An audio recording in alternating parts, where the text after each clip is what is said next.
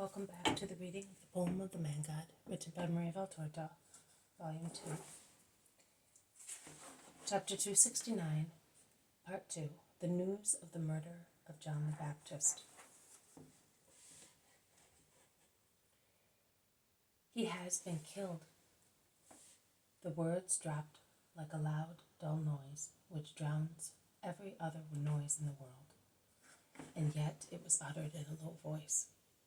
But it petrifies both him who speaks and those who listen, and the earth, upon hearing it and being horrified, seems to interrupt every noise.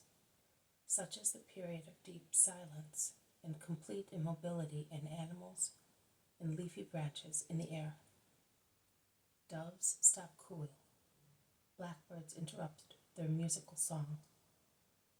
The choir of sparrows is struck dumb, and a chirping cicada suddenly becomes silent, as if its contrivance had broken down unexpectedly, while the wind, which was caressing the leaves of vines and trees, making them rustle like silk and causing poles to squeak, drops completely.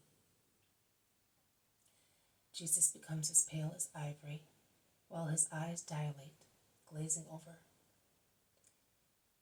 He opens his arms, saying, and his voice is deep in the effort to make it steady,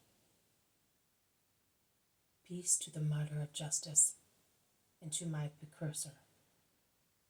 He folds his arms, collects his thoughts in prayer, communicating with the Spirit of God and of the Baptist. Manaen doesn't dare to make a gesture. Contrary to Jesus, he blushes vehemently and has an impulsion of anger.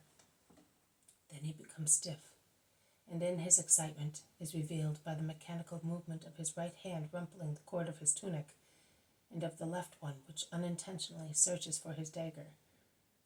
And Manaen shakes his head pityingly, pitying his weak mind that does not remember that he had renounced weapons in order to be the disciple of the meek master, near the meek Messiah. Jesus opens his mouth and dies again. His countenance, his eyes, his voice have resumed the divine majesty habitual to him. Only a deep melancholy, tempered with peace, hovers about him. "Come, tell me, as from today you will be mine." And he takes them into the room, closing the door, and half drawing the curtains to have a subdued light and an atmosphere of concentration around the sorrow and the beauty of the Baptist's death, and to form a partition between such perfection of life and the corrupt world. "Speak," he tells them. Manaen is still petrified. He is near the group, but does not utter one word. It was the evening of the feast. The event was unforeseeable. Only 2 hours before Herod had consulted with John and had dismissed him very kindly. And shortly before the murder, the martyrdom, the crime, the glorification, Herod had sent a servant with icy fruit and rare wines for the prisoner. John had distributed everything to us. He never changed his austerity. We were the only ones to be there. Thanks to Manaen, we were in the palace as kitchen servants and stable grooms. And that was a grace, because we could always see our John.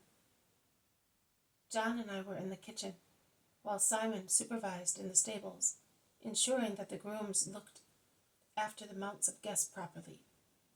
The palace was full of important people, military commanders and gentlemen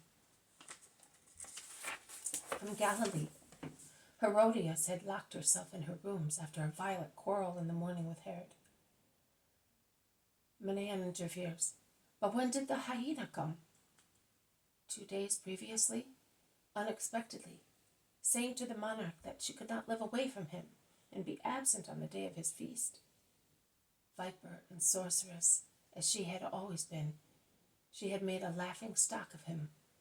But that morning, although he was already full of wine and lust, Herod refused to give the woman what she asked for with loud cries. But nobody thought it was John's life. She remained disdainfully in her rooms. She sent back the royal dishes that Herod sent to her on precious trays.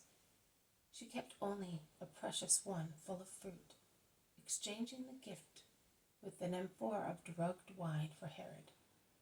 Drugged, her vicious, intoxicated nature was sufficient to drug him for the crime. From the servants waiting at the table, we learned that after the dance of the mimers, nay, halfway through it, Salome had rushed dancing into the banquet hall, and the mimers, in the presence of the royal girl, had withdrawn against the walls. We were told that her dance was perfect, lewd and perfect, worthy of the guests. Herod, perhaps a new desire of incest was fermenting in his heart. Herod, at the end of the dance, said enthusiastically to Salome, "You have danced very well. I swear that you deserve a prize. I swear that I will give it to you. I swear that I will give anything you may ask me for. I swear it in the presence of everybody. And the word of a king is loyal also without swearing. Ask what you want." And Salome, simulating perplexity, innocence, and modesty, enveloping herself in her veils with bashful gesture after so much impudicity, said, "Allow me, great king, to ponder for a moment. I will withdraw, and I will come back later, because your grace has moved me." And she left, going to her mother.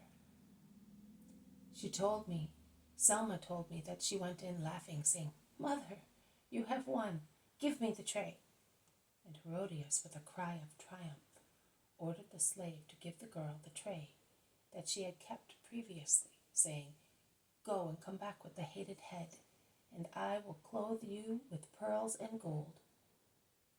And Selma was struck with horror and obeyed. Salome re-entered the hall dancing and went to prostrate herself at the king's feet, saying, "Here, on this tray, that you sent to my mother as a token that you love her, and you love me, I want the head of John, and I will dance again, if it pleases you so much. I will dance the dance of victory, because I have won. I have beaten you, king.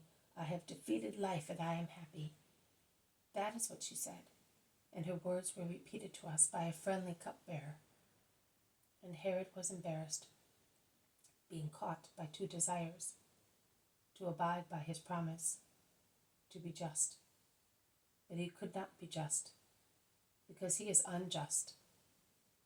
He nodded to the headsman, who was standing behind the royal seat, and he took from Salome's raised hands the tray from the banquet hall, went down to the lower rooms. John and I saw him cross the yard, and shortly afterwards we heard Simeon's cry, "Murderers!" And then we saw the headsman pass again, with the head on the tray. John, your precursor, was dead. This has been a reading from the poem of the Man God, written by Maria Valtorta, Volume 2, Chapter 269, Part 2, The News of the Murder of John the Baptist. Thank you for listening. I will see you tomorrow. May God bless you, and may peace be with you.